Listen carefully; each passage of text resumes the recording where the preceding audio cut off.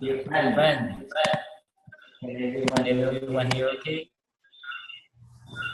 We have a crew.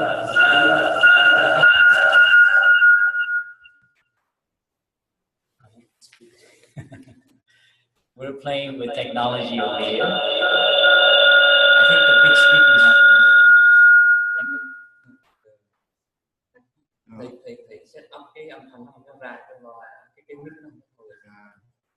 Can you hear? Everyone here?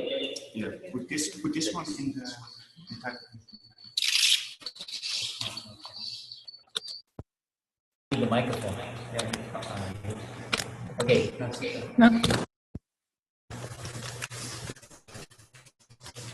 Hello? Can you hear?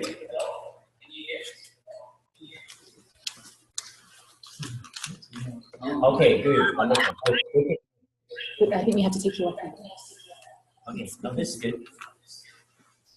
So it's coming out from some speaker. Put it back into from 100 speaker. So yeah, it was working when I was my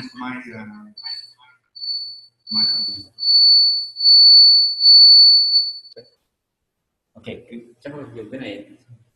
Dùng không? So it works now? It's good. Do we need to plug in? No? Okay, dear Sangha, I hope you can hear. We're going to offer you a song.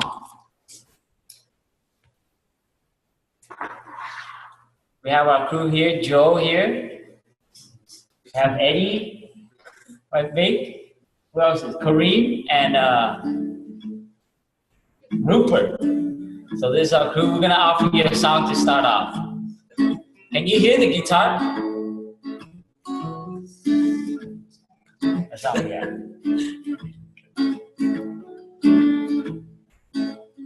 Breathing in,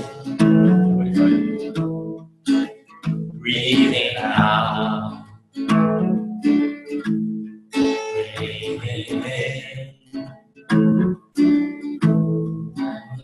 breathing out. I am blooming as a flower.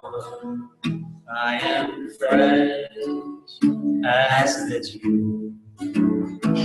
I am solid as a mountain. I am firm as the earth. I am free.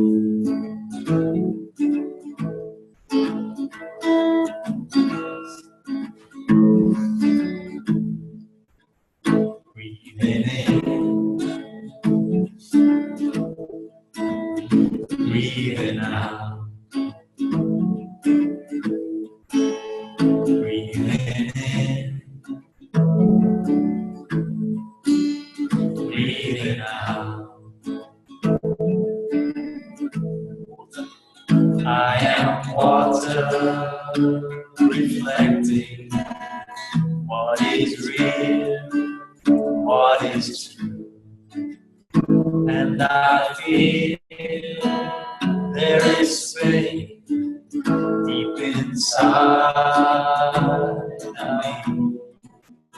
I am free, I am free, I am free, I am free, I am free, I am free, I am free. We are free.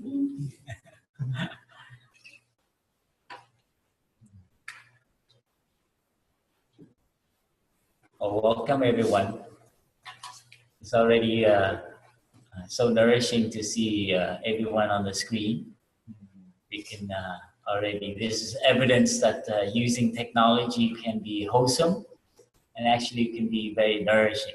So thank you everyone for joining and putting out a little time to nourish each other and to know that people all around the world, we are practicing and we have looking for not just a way out, but this is the way out. We come together as a community and whatever is happening politically, socially, and so on, we don't give up and we continue to build and make the world a better place, whether we are in a big sangha or a small sangha. I think it's the vision of our teacher to find a way to live as young people that is not running away from society, but also not carried away by society. And so today we gather to kind of envision the idea of creating permanent communities, whether that's in the rural area or that's in the urban area. So this is we've already seen a lot of centers experimenting in rural areas. And so we're looking for possibilities how to create urban centers so that young people who don't have to opt to move away from the city and retreat to the countryside. That is an option, and this is something possible. Now, how can we do it also in the urban areas like Los Angeles, Japan, Saigon, and Hong Kong, and so on? So today we want to brainstorm. So we'll probably hear from a few centers that already are experimenting.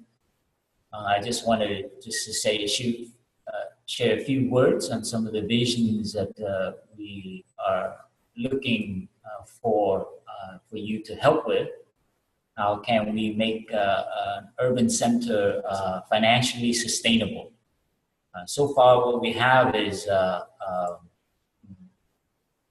models. Right now, all we experience is the monastery and the practice centers. So they have a way of functioning financially, and that's one way. But I know for us to go forward, we need to bring it into the rural, into the urban areas and make it financially sustainable, so that you're not doing the Dharma and the Sangha as a weekend thing or a once a month thing. But how can you make, sharing the Dharma, sharing the practice, and being together financially supported, so you don't have to go to work and then do Sangha. So this is a vision. This is the kind of exploration.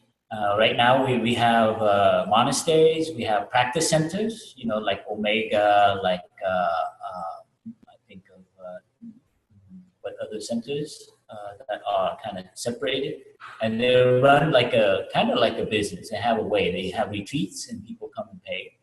We also have yoga centers in the city. That's the closest we can envision in terms of how it could possibly.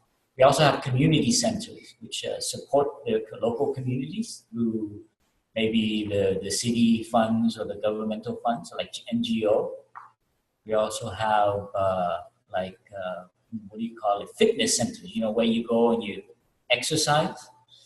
So we already have that as a business that succeeds in terms of, getting everyone fit. So the vision now, I think, for the Sangha, that we want to bring the Sangha onto another level.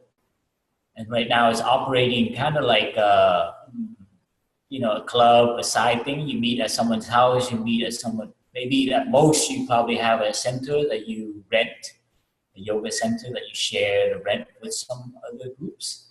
And you probably might have some fees involved with that, or some kind of donation basis. So how can we merge this?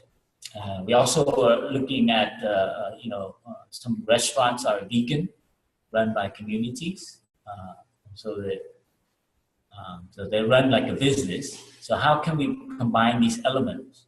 One is Sangha, meaning that it's community. How can we make that into a residential place in the urban area? And then adding on a business aspect, how can we sustain that? Like maybe having a vegan restaurant or offering yoga classes, a means for us to sustain the community. So imagine 10 people, 5 or 10 people running the Sangha, and then there's a restaurant at the bottom.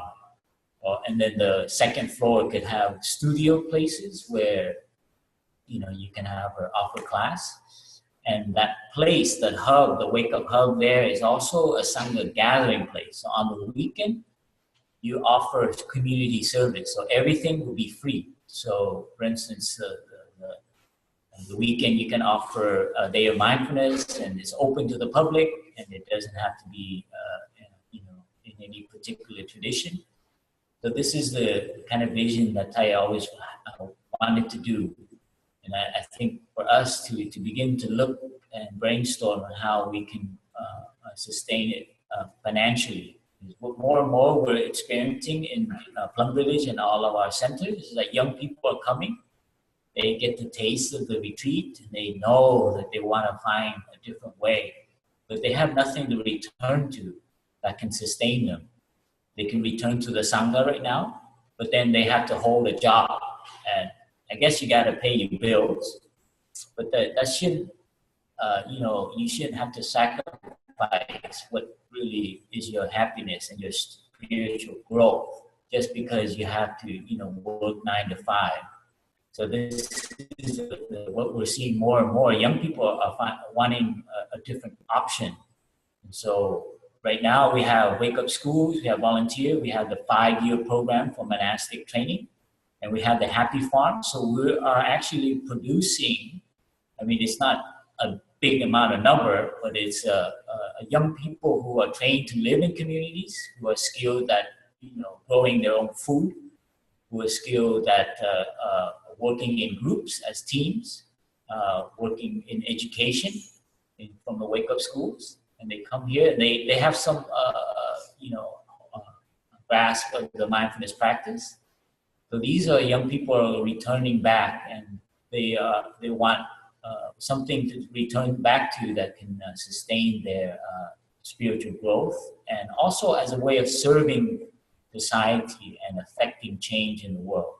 So this is the idea. This is the proposal. I know Brother David from who's there in I think Deer Park, True Zen Mountain. He's in the last. I hear David will share more about it. That he's experimenting, going in different communities and finding out what how they run and what's going on there. But we'll have him share. We also have Plum from Wake Up Paris, who's looking at exploring some financial possibilities. How can Wake Up young people? What are the models that can help us? So we need all of you, all the Wake Up people, everyone in the sangha to start researching for us to see what is a good model in terms of living in a community as well as a business. How can it run? Like you might find a local restaurant or local vegan place that runs well, and you can ask them how if there's a community aspect. That means it's not for profit and trying to become rich, but the money is pooled and it supports a community. And I'll share with you right off an example. There's in Los Angeles, in Hayward, there's a place called Karma Kitchen. And some of you might know because some of the kitchen around the world. And they're run volunteer basis. The whole restaurant is run volunteer.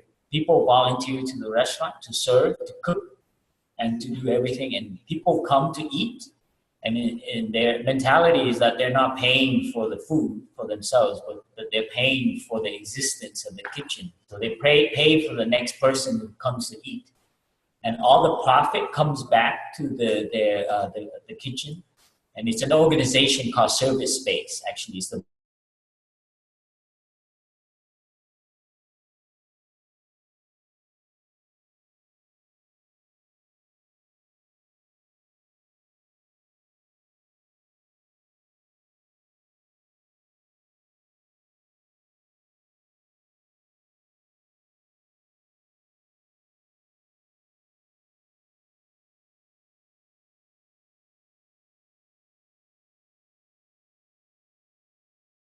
and collecting and consuming, and then your happiness sort of decreases. So we're trying to mimic a little bit monastic culture, but like more on the lay community.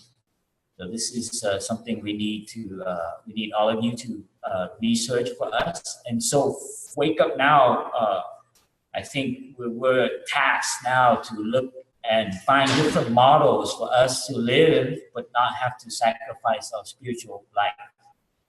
But also, in a way, have a way to sustain our life so that we can not have to work somewhere else.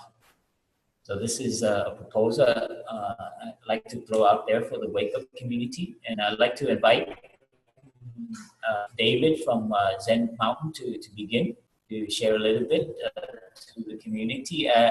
Could you, everyone, I invite to share, maybe give it within 5 to 8 minutes, so that there are a lot of communities out there that we'd like to also hear from.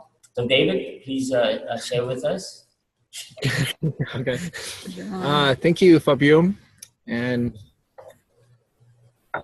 I didn't really have something planned out to share, but it's nice to resonate with a lot of things that you shared already, especially that after leaving the monastery and after having practiced deeply with the community, I think many of us, especially young people, are really yearning for a place to live, and to live with our friends, with our best friends, with our community members, and to be decision makers in the community, to build the kind of sangha that reflects our aspirations, and to do it with people that we want to spend time with the most.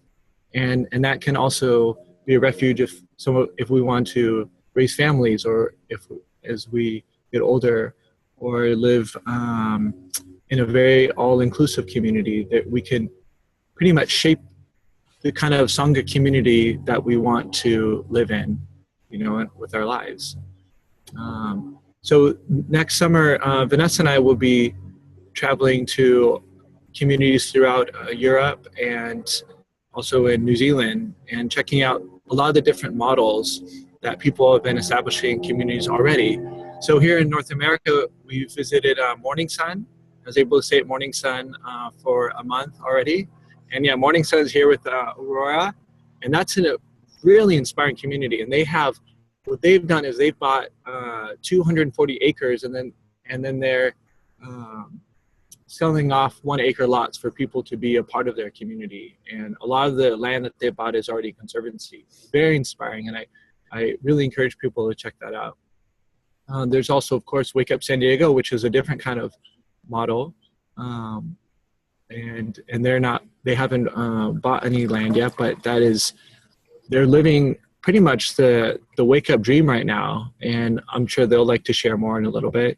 And then there's also a Mountain Lamp community here, which is more run by a couple of teachers, and with options for people staying long term. So really there's a whole spectrum of different kind of models that are available for us to learn from and to follow if we want, with whatever direction that we're wanting to live, whether it's living with a bunch of other young adults, or trying to raise a family or buy our own house. But I think the main thing is to really see what are all the options and the spectrum of possibilities to live together as community, because people are doing it all over the world, but we really need to share with each other to see what's happening and how to make it financially feasible.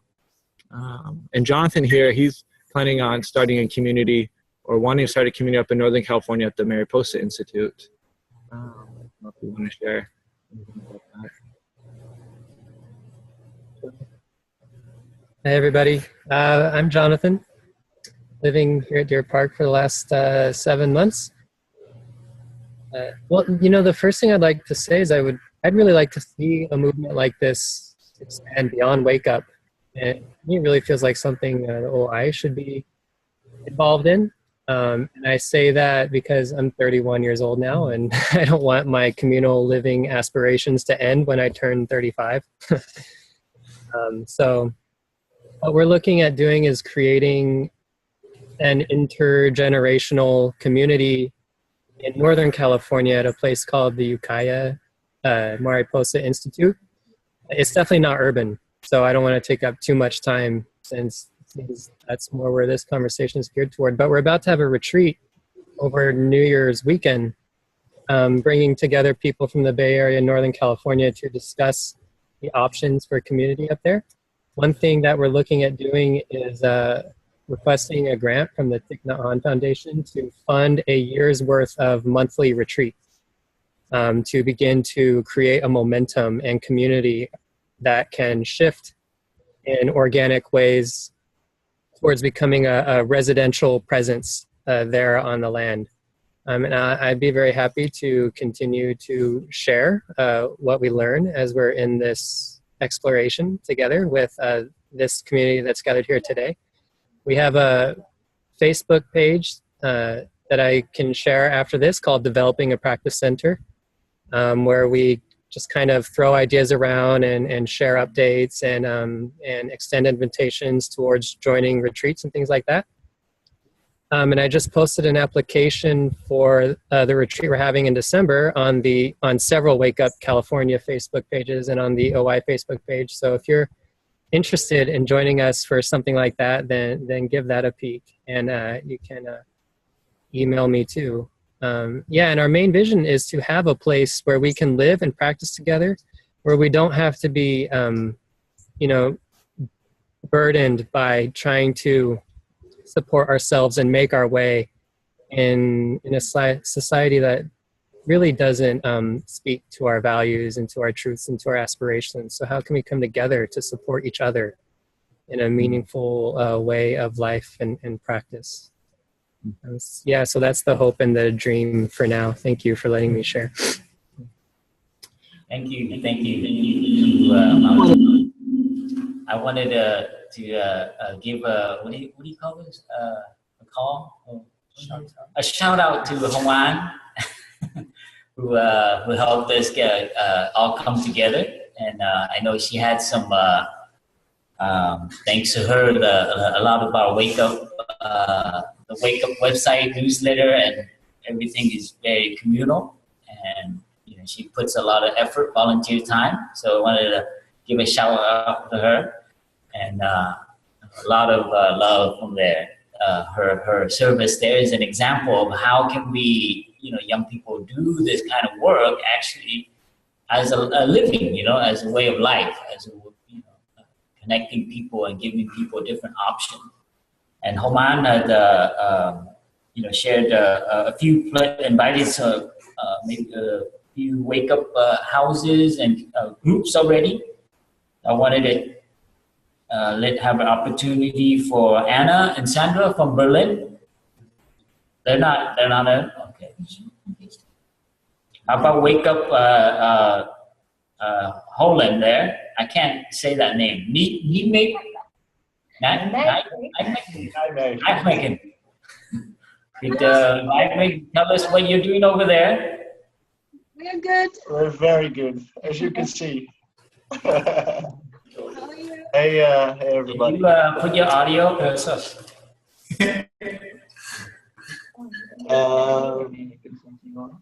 Okay. So you have about 5 or 6 minutes. Is it better? Yes. Okay. Yeah. Okay. Okay. So we can't actually hear ourselves, but we'll try to just share. Yeah.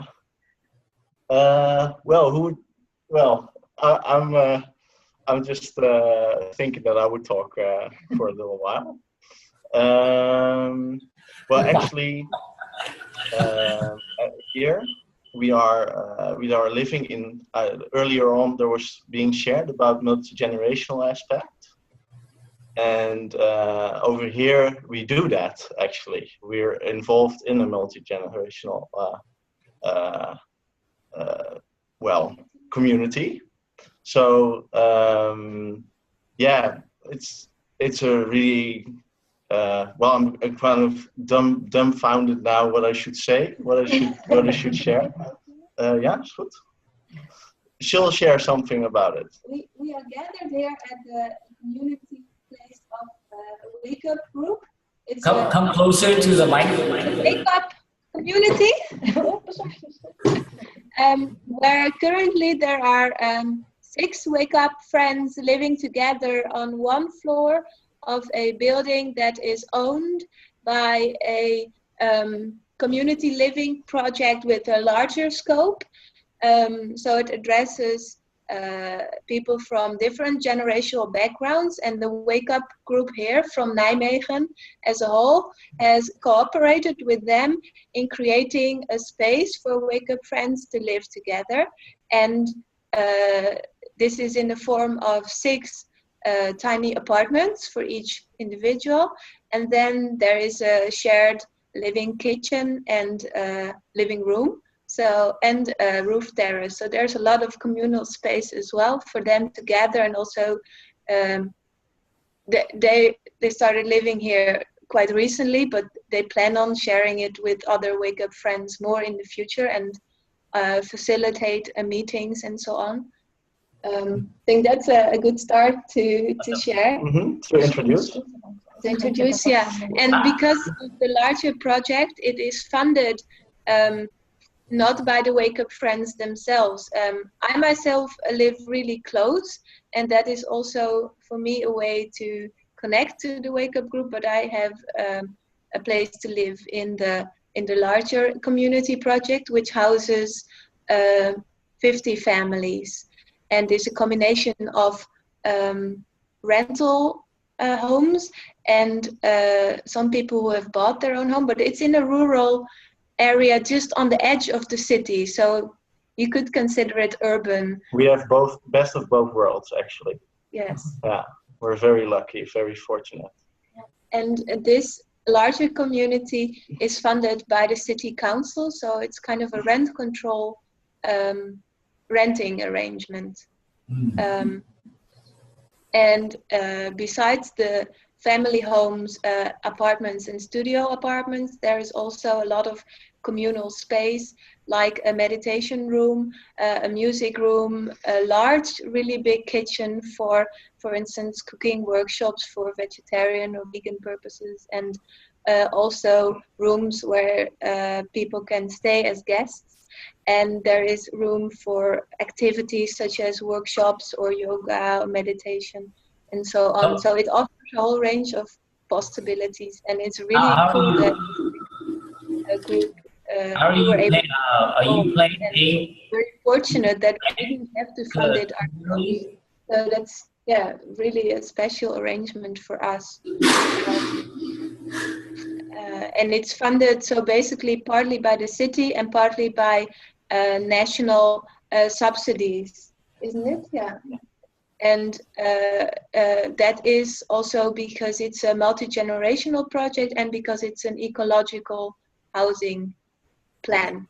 So they focus a lot on energy saving. We are going to build a permaculture garden, and the houses are made of mostly sustainable materials. Can you hear my question? We're going to bring you closer. Hang on. So yeah, hold on. How are you working the rent? You each pay so the house, collectively? Yeah, mostly ecological. How are you living there? As much as possible. Do you have to go to work somewhere else? Mostly also maintenance free or maintenance low, and also the energy costs are as low as possible. And we have solar panels on the roof and so on. They can't hear you. Yep. Are there any particular questions?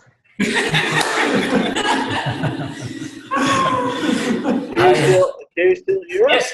Yes. Can you hear me? Yeah. We can.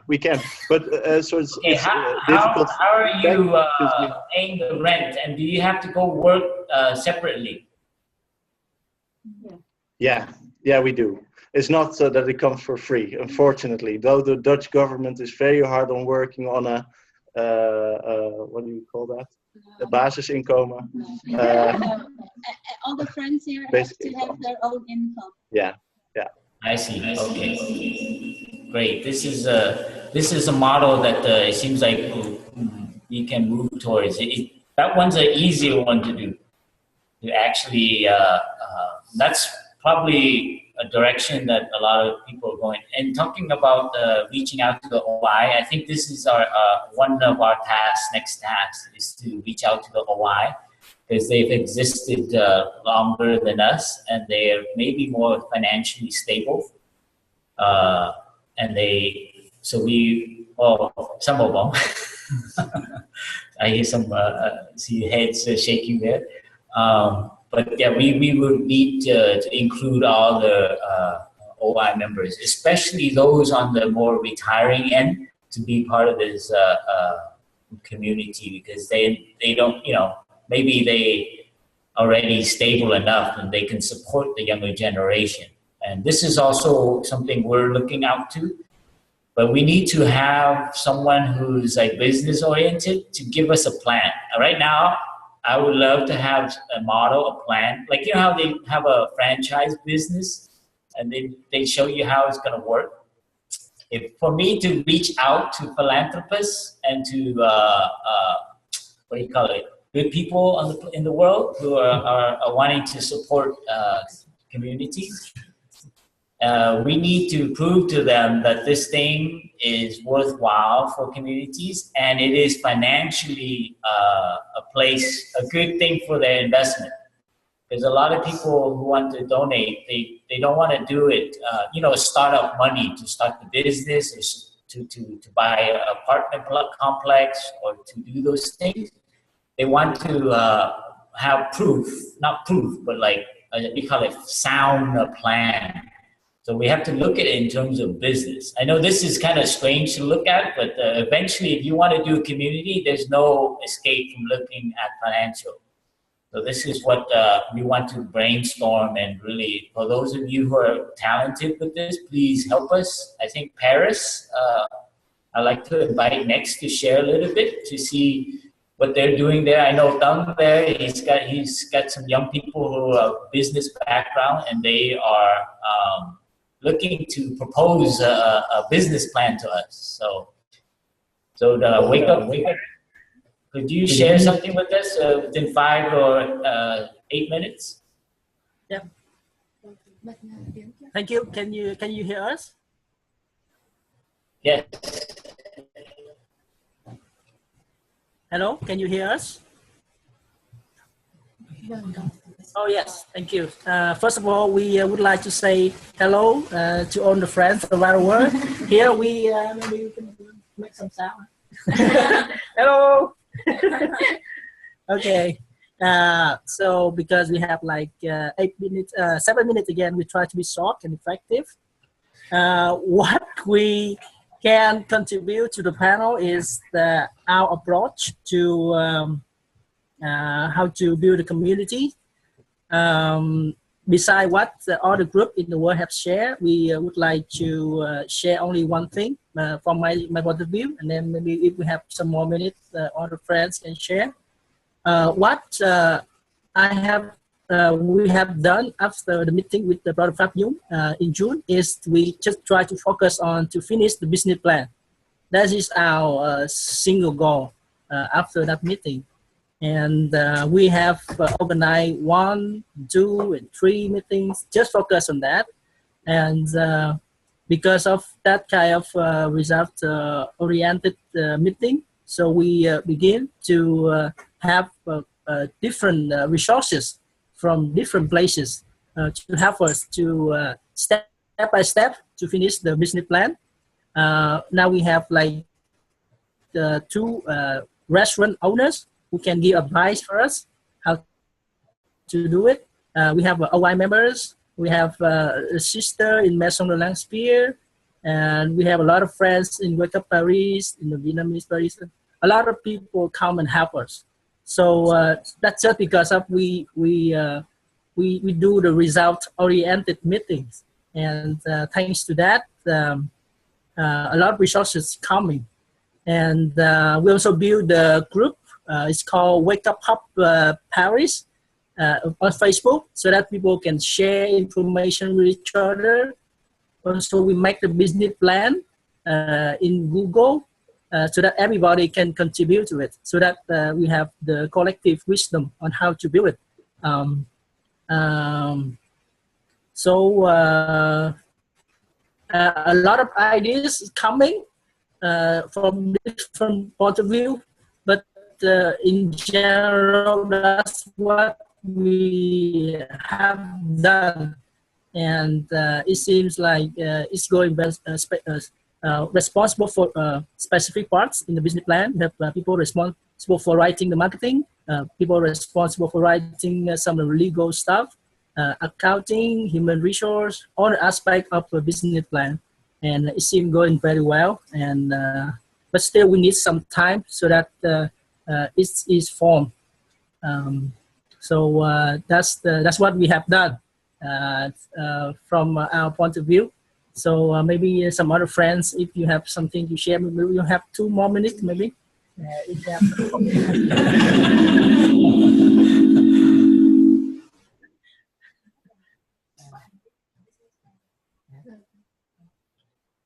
yeah, maybe that's it. Maybe. Merci. Thank you, friends. Merci beaucoup. We wanted, I know, Brother David, thank you, Brother Dung, and good luck with you there. And we're looking forward to see what you come up with there. And please share it with the whole on the wake up. Pass it over to Homan, she'll make it viral. I know we heard a little bit from David about MorningSun, so I wanted to invite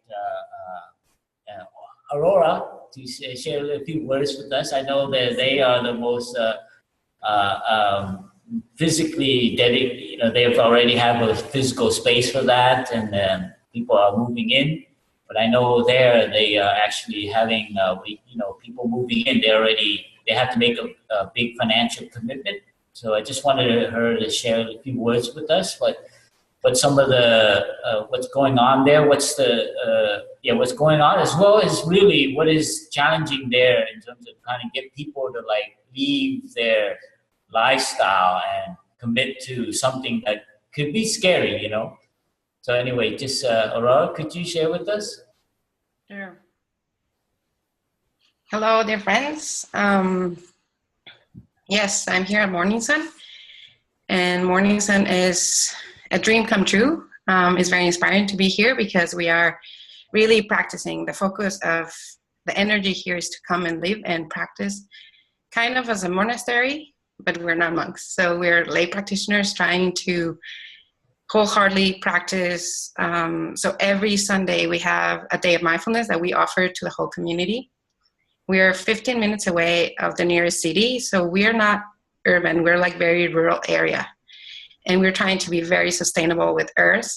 So our houses are from sustainable resources. We're not connected to the grid. Well, only one house is connected to the grid, but everyone else is trying to do sun power. So the aim from this is to live simply. So we try to live simply without a lot of consumption, so it can be more sustainable. Families here like thrive on like 30,000 a year. That for United States is like the level of poverty. Like with those kind of income, in other places like New York and other places, it's not doable. But here, because we try to live very simple, is easier. So our idea is to do a wake-up house and try to help people learn this kind of way of simple living in community, like doing our own land. And right now we're looking into investment, like the kind of money that right now is MorningSun is given is by donation.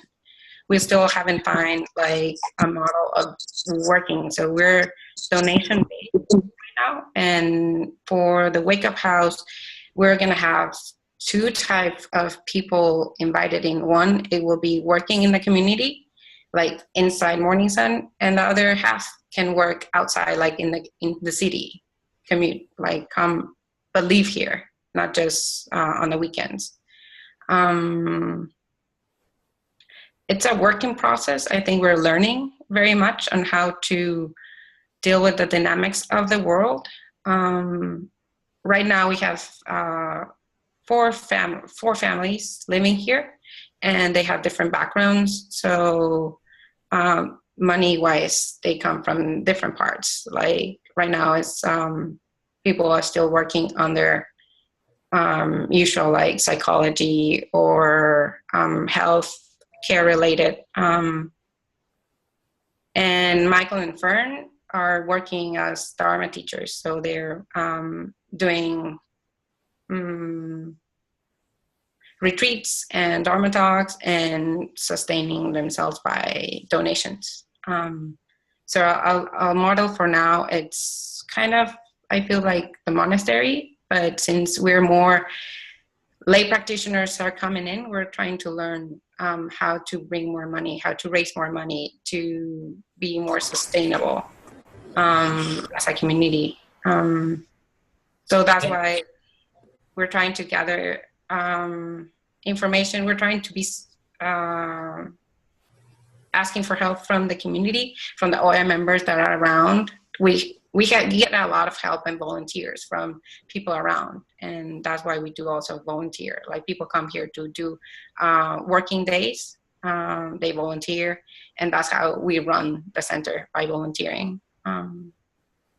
We're gonna do an inter program next year, so people can come and feel how it's like. And in the inter program, you can work and live here and find a way to be sustainable. Wonderful. Yeah. We will be sending all the happy farmers your way, okay? We need, yes, that's our idea, to do farm here. To do a Yeah, farm. that's great. So, because we're rural. But I think it's a work in progress and the learning, but the mainstay is our practice. Oh, wonderful. So we need more models like that, and I think that's one direction that we see people are exploring different parts of the world. It's beautiful.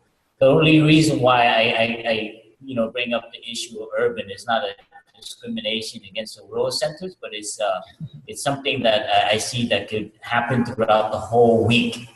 That it can sustain people who are working, who have a job in the city. So it's their way into finding, so they don't have to go away for a retreat. They don't have to go away far.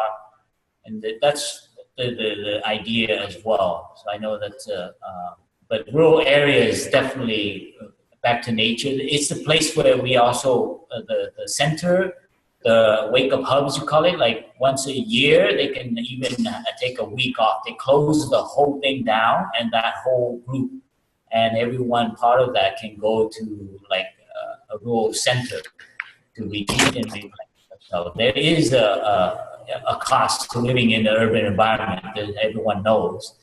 So this is something that I see as we are exploring the rural centers. We also are anyway, because I know young people, they like to be around the city as well, and they not all of them want to. But I wanted to, Hoan, could you share a little bit, Hoan, to how you're doing, where you're at, and you can say something to the Wake Up community of this, because I know you are also, trying to find the right livelihood, and so could you share a little bit? Yes, so dear friends, thank you for joining. Very happy to see all of you. Yeah, it's interesting transition I am going through after moving to LA this past spring. I did try to live in the city, actually in Hollywood, with a friend. It's been challenging because I am actually pursuing to do acting. And so it's been challenging to have a friend who's in the acting industry, and it's challenging to live with someone who's not in the practice. And so the last 2 months, I've been like in the middle of figuring out what is it that I need in LA. And I noticed that I actually spoke with someone from Wake Up LA that would be very lovely to have actually some sort of a wake up house or like a wake up hub in LA. And we've discussed that, it's kind of difficult to find like a building or, to do something like that. And it's been an ongoing topic for some of us to maybe create a wake-up house in LA. So every 3 months, we see if our aspiration is still the same or we have changed our aspirations. And in the meantime, I didn't know, well, I actually found out in August, there's actually a friend from Wake Up LA. He is actually living in a Buddhist meditation center. It was actually founded by a Vietnamese reverend in the 1980s. And it was taken over 4 years ago by Sri Lanka monastics. And so I am actually waiting to hear from them when a room opens up at their Buddhist meditation center so that, you know, I can live there. Actually, it consists of a meditation center and 4 houses. So there are 3 monastics who live there, and then you know, a mixture of people who've been living there for like 10 years and students. So I was kind of joking with, you know, with my friends and the sanghas, like, hey, maybe we could start like some sort of like a wake-up house within this Buddhist meditation center. So I'm just, yeah, we'll see how it's gonna happen. Maybe I will end up living in the same house as my other wake-up friend, or at least we'll be living, you know, right next to each other, because it's actually a block of houses, and then there's a meditation center at the end. So yeah, I will keep you posted on this adventure. Thank you. Thank you, Hong. This is, I just want to throw out there too as an alternative. I think I read on a community, it's a collection of, it's a website community of mindful living. It started by Steve there, I think, Stephen O'Neill there, and is trying to create a place where we can all share and keep each other in touch. And I think I read something there about someone trying to take over an apartment and they're waiting for the other ones to move out. And then that was the place where they, maybe it's a different group. But this is another way of finding like friends and letting each other, how can we let each other know that in that city there is an area open, and then that somehow we can help each other collect.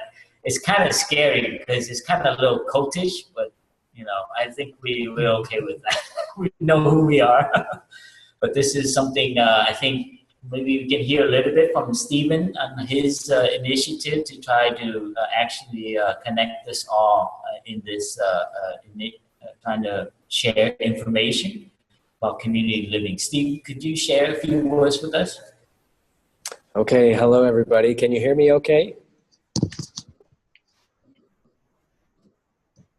Thumbs up? Okay, I can't hear you, but I'll talk. Just give me the signal when you've had enough.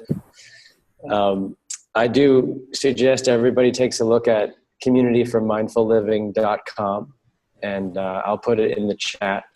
It has the bulk of our thoughts written down there. I used to be a real estate developer, so I have some experience with creating communities. I created 2 6-unit projects in San Francisco, and just sort of have a history with this. And I'm a big fan of recognizing the sangha as in many ways the most important of the 3 jewels, or maybe the most overlooked, but a really key one to helping us with our practice. I have 3 young kids that are 3.5-year-old twins. You may have seen us in Plum Village in the last couple of years. We were there for most of the last 2 summers. And we're now living in Madrid. And I went ahead and found a big old abandoned building that we've now renovated into 2 3-bedroom apartments and 3 large studios. It's on 3 lots, so it has quite a large amount of outdoor space. We're listing it as an urban farm in the woofing directory. And we see it as a place that could be a halfway house for monastics, past and present and future, kind of coming or going from any of the Plum Village communities, or also just lay people. You know, being a father, I'm quite interested in raising my kids in a community with mindfulness as a core practice. And so I'm looking to, I want to thank Eddie for giving me a heads up and connecting me to you all. With these units finishing up right now, our next step was to talk to the Wake Up community and say, help us populate this space. Before I was a real estate developer, I had a few different companies ranging from 10 people to 120 people. So I have some experience starting ventures that actually do self-sustain. We've also been heavily involved in the co-housing movement in the US in a couple of different projects and have learned a great deal from those. So our plan was to spend the next 3 years in Europe, based in Spain, building a community that would be a demonstration project. We can fund it, so it's not crucial that we rent everything out at market rent and maximize dollars. But we do feel that it's really important that anything that we ultimately demonstrate is something that is sustainable and can run itself, because what we really want to be is a model that others would come and visit and copy. And I think it takes actually a number of different synergies that you have to get right. Like a lot of things I've learned in business, there tends not to really be a grading system like in college. It's either pass or fail is the real reality, I think, that many business owners are faced with. And so to get a healthy community to work, you really have to have a lot of pieces of the pie. I think an urban center is crucial because that's the reality of a large part of the population for their jobs and their careers. And I think every urban center, as we know from spending time in Plum Village, it's crucial you have some strong connection to nature as well. So a big thrust of our efforts have been to find locations that are urban and yet feel very rural. So you feel like you're in Plum Village, but you're not an hour and a half out of Bordeaux. And that is possible here and there. It's not common, but it is possible. And I think demonstrating that would be a good first step in what we're trying to do. And then the other thing that will happen is most of these urban centers will have a rural arm where people will go, on the weekends or where people will go on retreat. And I think, these are sort of realities that we've seen.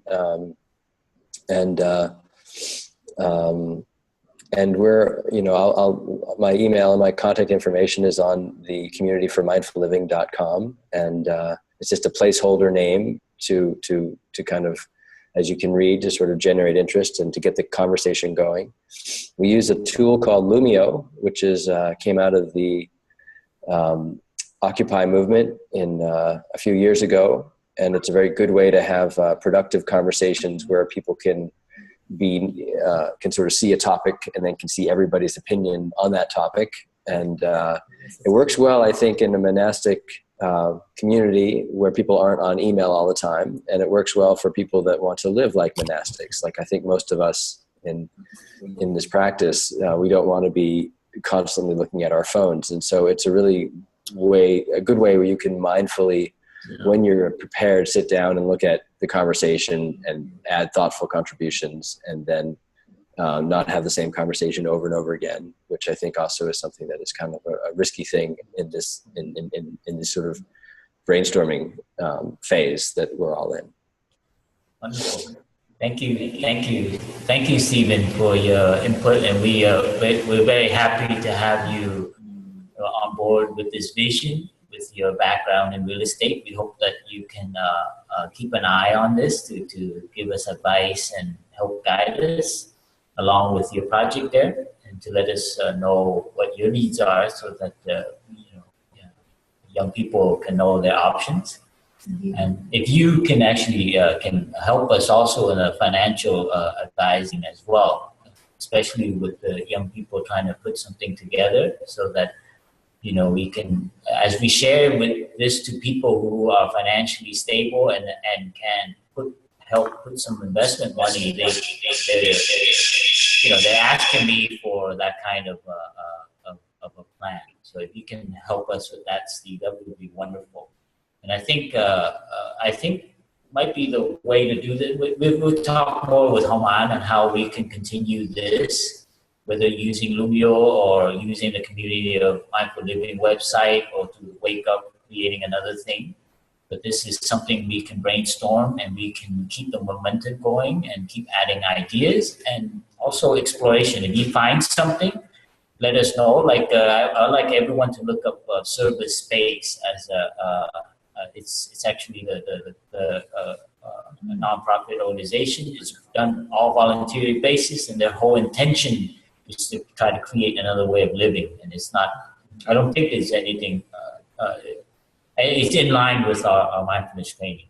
I just want to throw it out there to see if anybody wants to share. If you can, what's that? San Diego. Yeah, thank you. Wake Up San Diego. Please share your name and. You're like the longest running. Hello. Wake Up San Diego. Can you introduce yourself? Sure. Yeah. Can you guys all hear us? Yes. Sweet.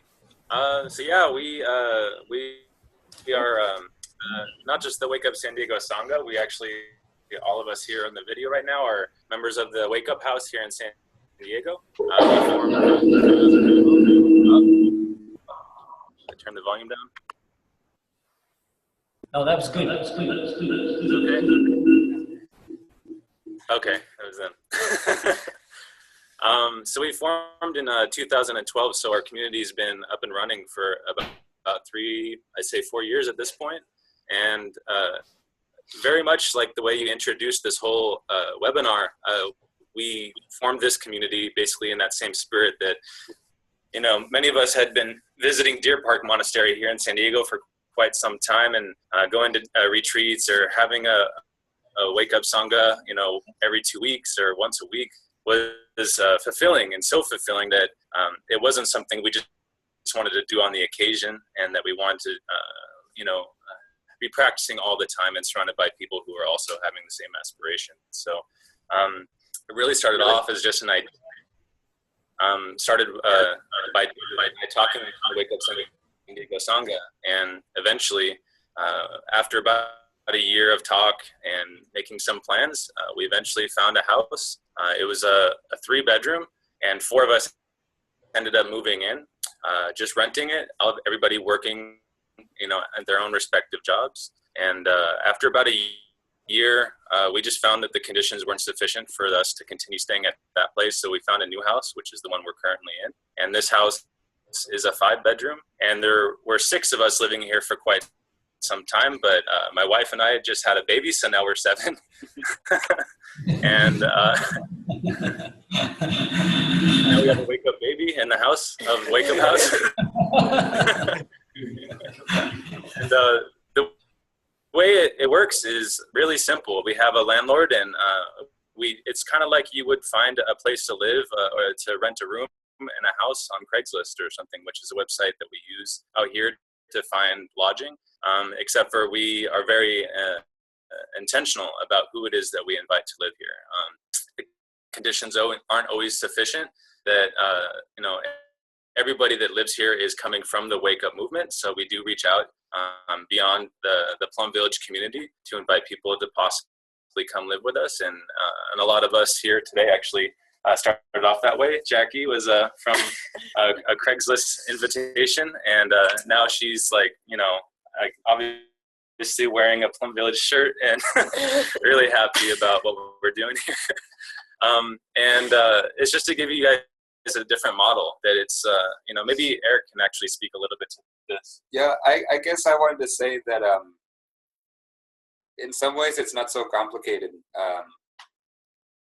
You got to find somewhere to live anyways, and you probably have to pay for it. So you just find somewhere with people that kind of want to live in a similar way. And there's really not so much structure that we put on it. We have a business meeting every month. We have a beginning anew as a house every month. And then we host Friday Sangha. But just about everything else, in terms of meditating together or sharing communal food are things that are arising organically. So I've really loved hearing about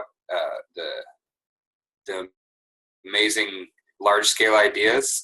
But I guess I just want to add my encouragement that it can be small too, and it's still been a really beautiful part of my life.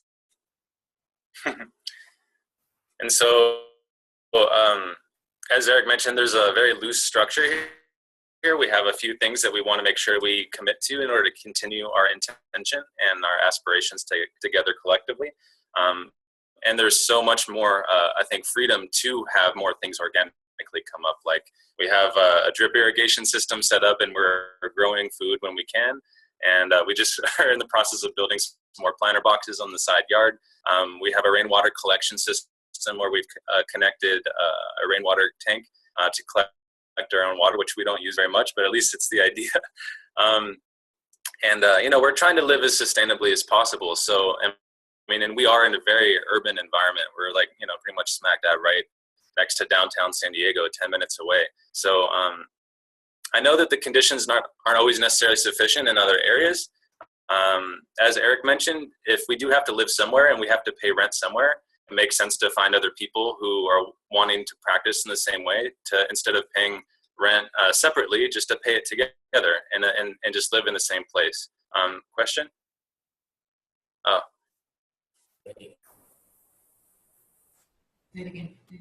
Thank you, Wake Up Sanghas. Beautiful model, and thank you for reminding us that. Sorry, I didn't mean to interrupt you. I was just giving you a call out. Wonderful. and thank you for being in the urban environment and being a refuge and offering practices for people to take refuge. It's tough out there to live in isolation and feel alone. So thank you for doing that. And it's kind of like a beacon there for young people. And for reminding us that it is also simple. Actually, this whole webinar was inspired by, I think it was 2 women in Germany in our last webinar who shared that they decided to drop their apartment and, move in together. And it was so lovely when they shared that. It was a way that they can support each other, as well as like exactly you shared. I mean, if they have to do it, they might as well do it together. And so this is the model.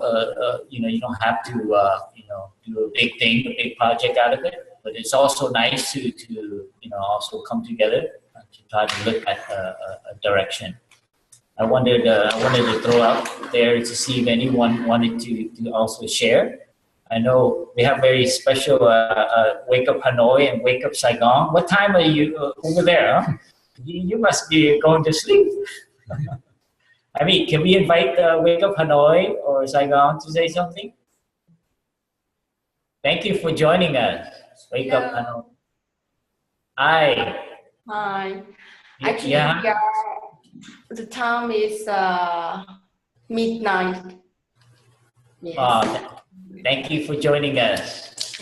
Yes, thank you. It is very interesting to, the topic interests us very much, but like the time is not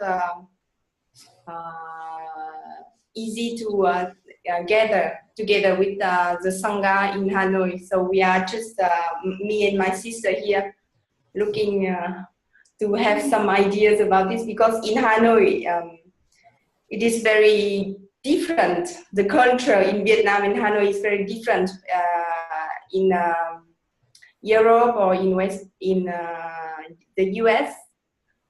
So I just want to have some idea about this, and I want to share with my sangha. Tomorrow we have a sangha meeting, a sangha practice, and we will brought this topic to practice together. So thank you very much. Thank you, Wake Up Hanoi, for joining us. And we do apologize. This is the time we do for the webinar. It is definitely oriented towards that part of the planet. And we hope to do some that are more Hong Kong and Hanoi oriented, next few times. So we thank you for joining us and making that effort. Saigon, would you like to say anything? since I know you're sacrificing a lot of sleep for joining. Hello everyone. Well, it's actually like in here I don't have a sangha yet, and it's quite challenging for me to find a sangha in here. So I'm here just like listening to like some of the idea. Right. Thank you. Thank you, Saigon. Did anyone want to share anything? Kim, will you want to share anything with us from Toronto there? Kim Jun? I know she's also aspiring to find right livelihood. Hi everyone. Hi It's Kim. Kate from Toronto. I'm so inspired by this webinar. Thank you for having it. In Toronto, we've been wanting to have a wake-up hub for like a long time. I think it's more of the structure and the model that we've been contemplating on. And also just because of all of our individual paths right now, we're all on different stages. And so this is actually inspiring me to reinitiate conversation again. And yeah, I think I'm learning a lot, and just the idea of having a model now, I think it's so important to kind of explore that before we jump into it. It's not easy to kind of just put everyone together and then, I guess, flow along. But there has been a lot of interest in Toronto. So thank you for this. Thank you, Kim K. I know we're nearing I think the end of our webinar. I just want to share with you a long time ago when I was living in Deer Park, the first wake-up house was in Austin. I don't know if you remember, that was like the very first one. And they were quite open, and you know, they had all kinds of different people come to their house, wake-up house. And I know they learned a lot after a year or two living there, that actually they restructured it and they made everyone like who want to join the house follow the 5 mindfulness training, because it became an issue afterwards once they moved in. So these are some experiences, and I wish that there's a place where we can actually share these kind of information, because it helps us start off a wake-up house or a wake-up hub. So in terms of living in harmony together, what are the practices? And then in the financial end, like how are you doing? Each one should share, like how are you paying for this place? And how is it challenging for you to have a job and so on? So these are the idea of why we've gathered for this webinar, is to begin to collectively gather our experience, our insight, our challenges, so we can learn from each other as each one of us are interested in this direction. So I just want to share. Kim, would you share with us, introduce and tell us where you're from, since I don't see a city there on your name. You're from planet Earth, which is okay too. I'm living now in Flagstaff, Arizona. Can everyone hear me okay? Yeah. Excellent. Thank you very much for this webinar. I'm very excited for this. I'm in a master's program at Northern Arizona University, at Masters in Sustainable Communities, it's a very open-ended master's program, and it's giving me a lot of flexibility to look at some of these concepts from a more academic perspective. So first, I wanted to just put it out there that if people are looking for higher education opportunities, this is a wonderful program that will give you a lot of freedom and direction, or a lot of freedom to take your own direction. And I will be considering what my thesis will be that I'll be working on next year. And I very much am looking at issues around this, and it's an opportunity that I can put a lot of work into some of these formulating some of ththese plans, doing some of the background research that might be helpful.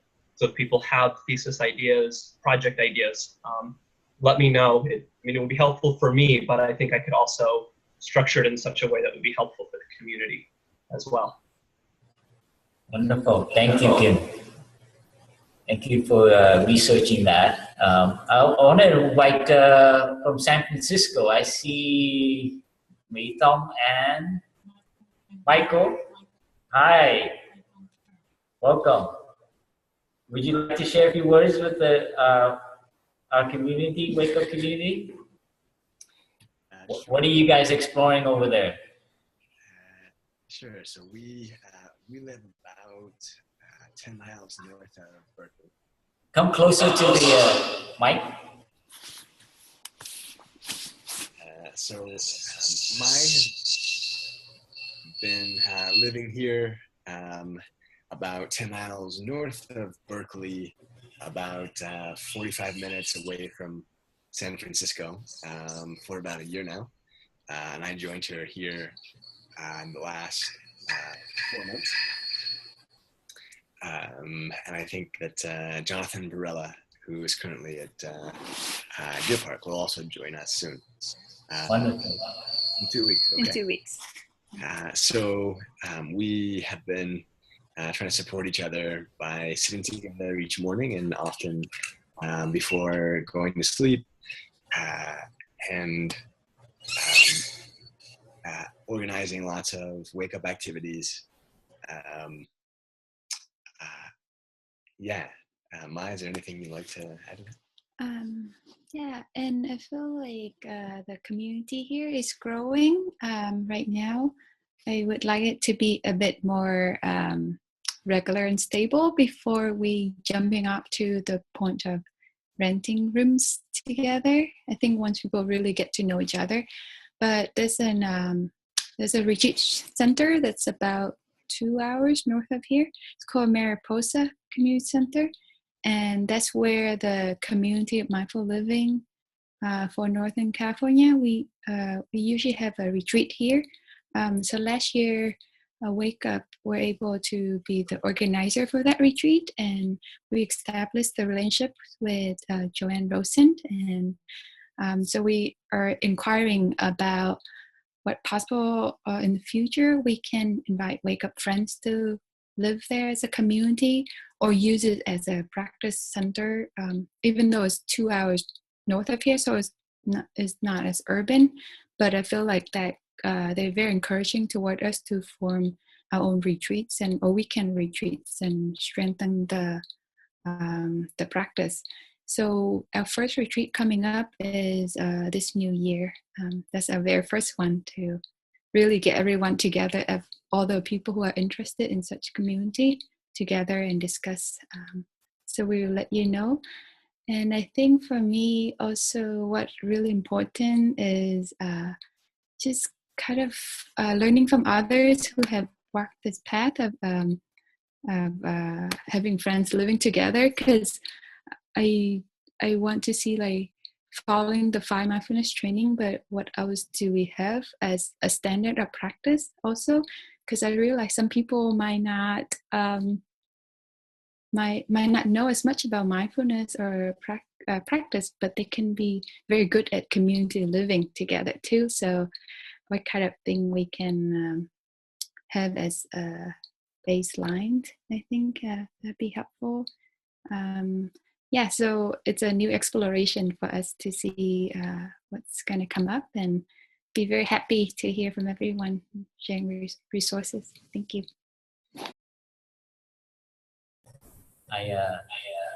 Thank you, Mỹ Tong and Michael. I think Germany is falling asleep over there in Freiburg. They're doing total relaxation. Sorry. I just want to throw out there. Does anyone want to add or share anything? That just raise your hand. Freiburg, would you like to say anything? Or anyone out there? I see Katrina hasn't shared, and there's some others there. Tato, Aceto, or Montreal, if you like to share. We open up before we end here. Montreal, would you like to say something? Yeah. So, first of all, thank you very much for having us, for calling us and so on. Well, actually, we're still at the beginning of a project like this. We are at the stage of questionary, what do we need? But as you just said in the beginning of this meeting, an idea just popped up in my head. In our group, most of us are working in the healthcare domain, so which is easily transformable in a private practice center. For example, we have physical therapists, we have occupational therapists, probably we will have a kinesiologist. So yes, exploring our talents and trying how we can use it in order to work for ourselves, which will give us opportunity not to work 5 days a week and not to be so pushed. I mean, not to be so pressed to have money, and just to have more space and time for practice, and in the same time introduce mindfulness. Is it okay? Okay. And in the same time introduce mindfulness in our profession, because if we work in a private clinic, but it's not me, the owner, I can't introduce the mindfulness in physical therapy. Though if I work, if I have this space, if I have this permission, if I know that I do it for my community, it will contribute later, first to share the practice, to spread the practice, and second, to make it in our values and not to work in such a hard way. So it's just to put all this together and explore our talents. Thank you.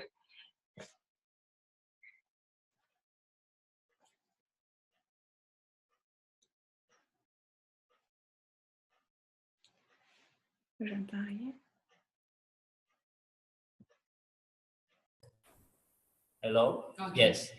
Yeah, the way our society is structured, the city is not healthy, and as well as the lifestyle, the way we have to work is not good psychologically. And that's why we need like psychiatrists, psychologists, we need therapists, we need, our bones are out because we sit, too long.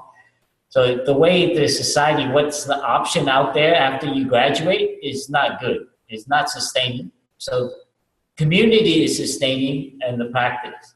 So I think this is what we're envisioning. Like in every city, there's a place where people, like they go and exercise to stay fit and stay mobile. Mentally, a place like this, a wake-up hub can act as that. And we can put out hopefully the psychiatrists, put them out of business, because there's a community there and people have a place where they can find spiritual and psychological nourishment. So this is a kind of, that's like, 50 years, 100 years as we evolve, but that's the idea that, because, our city structure, something went wrong. It didn't go right. I grew up in Los Angeles, and that's why I almost went crazy. And recently we were in San Francisco, and we were right in the middle of the business conference. And I think it has some of that flavor, as you can hear from my voice, is a little business oriented, because I was hanging around with like thousands, like 10,000 business people. And I see their approach is that they're trying to convince businesses to go towards philanthropy. And the way I see is we're going from a spiritual community and trying to make it available and succeed as a business. So offering the mindfulness practice, and these things can be, they are worth something. I don't want to put a dollar value to it, but this is actually what society needs. So it's really opened me up to really inspire me to try to like brainstorm and actually get professional help to try to help our community find ways for young people to actually find right livelihood and not have to sacrifice their heart for it or get depleted and then go to the monastery, but actually it can become part of their our culture. So this is where a lot of the inspiration comes from. And I think we are nearing end, unless someone as customary with now the discussion, we will leave with one last sharing. If someone is, really wants to share, we still San Diego. Okay, this is San Diego. Please.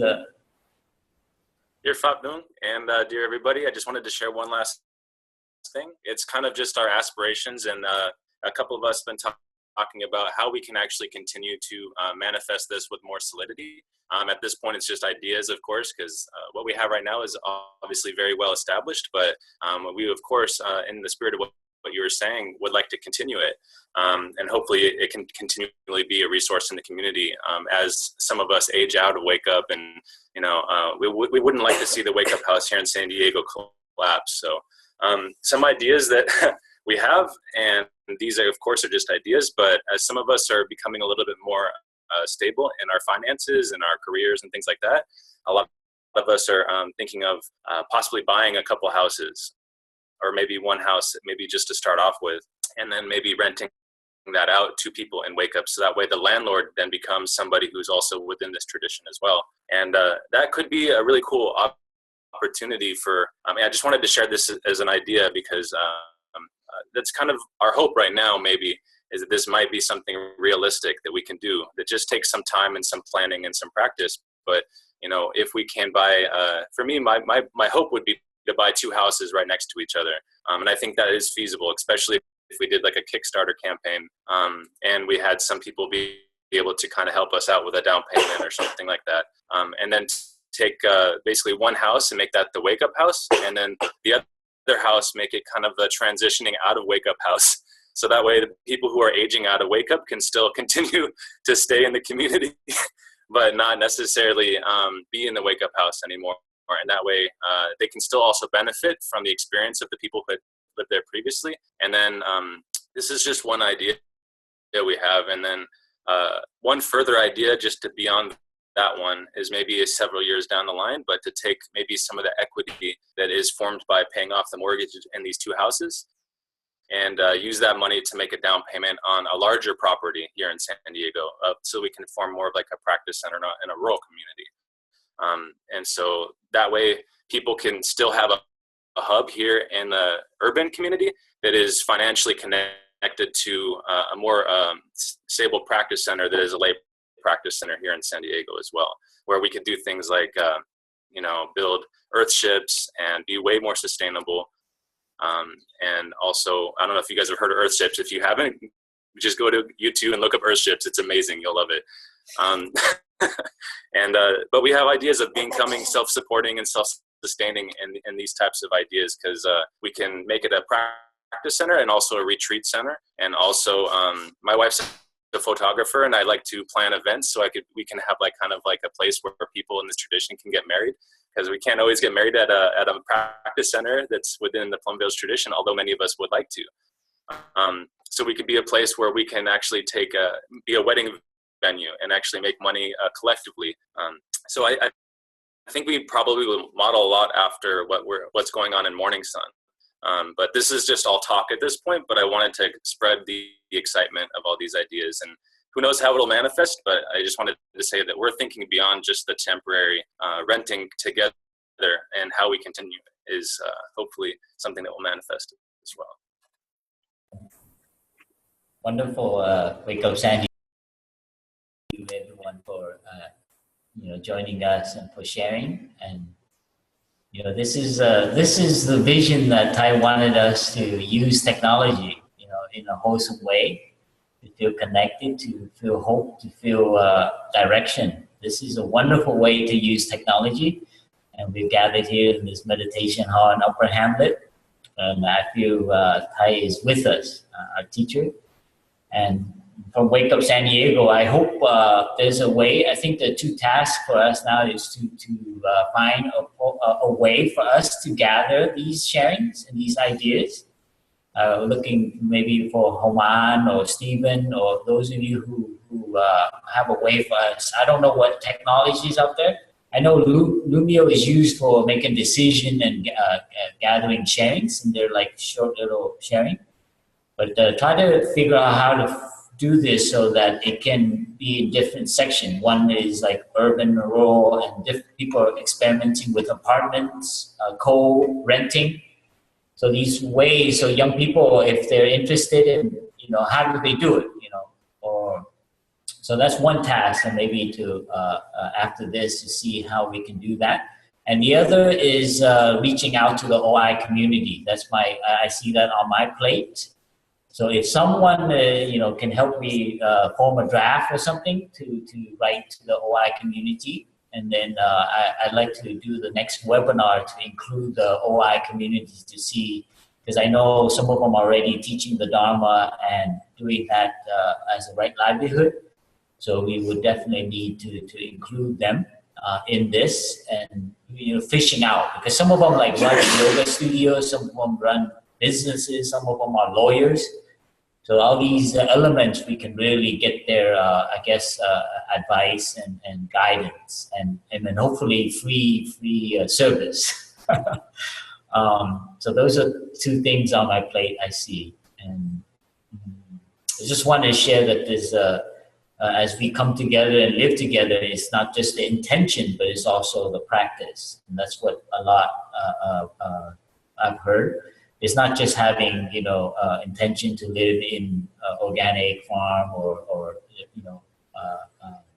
solar panels and so, but it has a spiritual element. We're training to be more selfless, training to be more compassionate, training to be more patient, training to learn how to listen, training how to work together. These elements are crucial in the survival of a community. And this is something I experienced living in the monastery, and I've heard from young people that if there isn't a spiritual dimension, it doesn't carry you very long. It doesn't carry you very far. I mean, in the world, they call it the bumping of egos and pride and jealousy and envy. These things will eventually deteriorate a community because there isn't a spiritual development.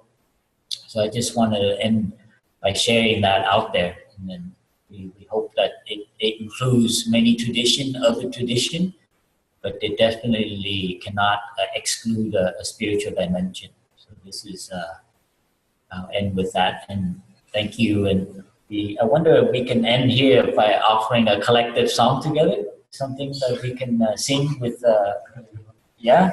Yeah? How about? Yeah, we're on the leaves. We're going to sing We're on the Leaves of One Tree. And if you know the song, you can sing with us. It has some sign language, okay? And to visually see us singing together, please, as we offer this song, know that you're not alone. Some of you are probably in an apartment, in a room, that once you turn this off, know that we are with you and that we don't have to feel like that. We are a movement around this planet, and we are not losing hope because of the political climate in our country, but we are taking it in our hand to shape the world. However small of a change we do, we will not, accept, just having no option. We will make the new option. So please know that you're not alone, okay? So when you turn off this webinar, please know that we're with you, and we will always practice and always send you energy, okay, wherever you are on this planet. So we are humans, beautiful humans on the same planet. Okay, so we sing together, okay?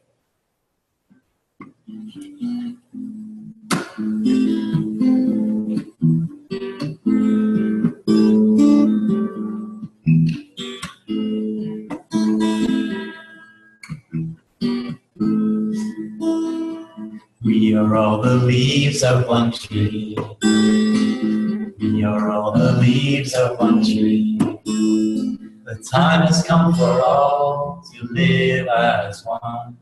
We are all the leaves of one tree. Now the waves of one sea. We are all the waves of one sea. We are all the waves of one sea. The time has come for all to live as one. We are all the waves of one sea. the stars of one sky. We are all the stars of one sky. We are all the stars of one sky. The time has come for all to live as one. We are all the stars of one sky.